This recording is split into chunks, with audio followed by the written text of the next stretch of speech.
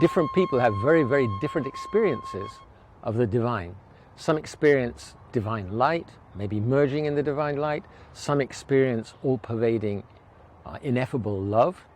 Some describe contact with the living basis of the universe. For example, Albert Einstein wrote about rapturous amazement at the harmony of natural law, which reveals an intelligence of such superiority that compared with it, all the systematic thinking and acting of human beings is an utterly insignificant reflection.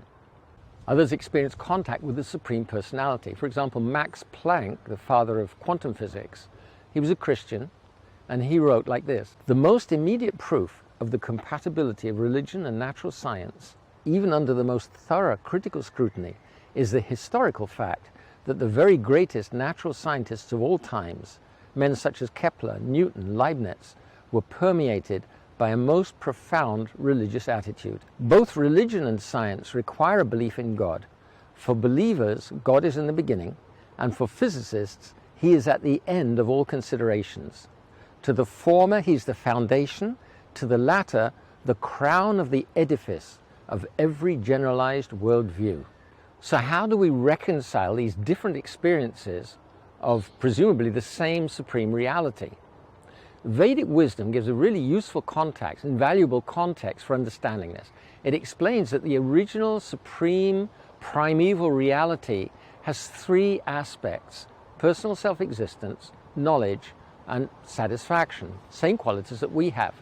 This one absolute truth, ultimate reality, can present itself in different ways to different practitioners according to their desire and their ability to realize. So for example, the supreme reality may reveal itself as divine light. This is the knowledge aspect.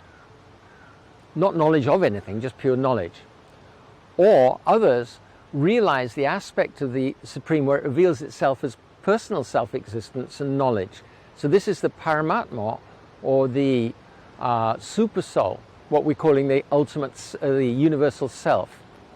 But then again, the most complete recognition, the most complete realization of the Absolute is when the Absolute manifests all three qualities: so personal self-existence, knowledge, and bliss in relationships. So in Srimad Bhagavatam we read, "Learned transcendentalists who know the Absolute Truth call this non-dual substance Brahman, the divine light, Paramatma, the Supersoul within the hearts of all living beings, or Bhagavan, the Supreme Personality of Godhead in the spiritual world."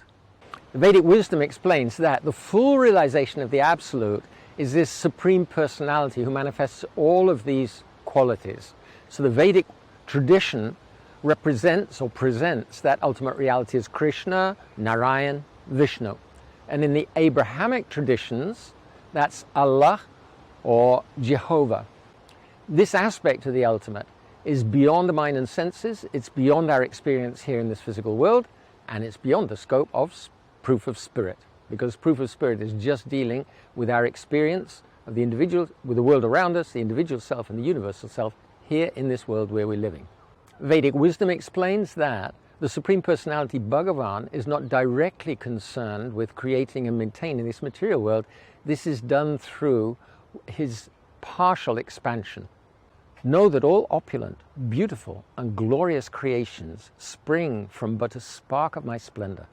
With a single fragment of myself, I pervade and support this entire universe.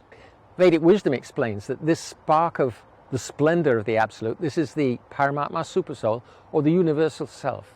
Proof of spirit deals with this specific aspect of the divine. Vedic wisdom tradition is non-sectarian. It points out that the ultimate reality is the Supreme Personality. It doesn't insist that we have to worship that.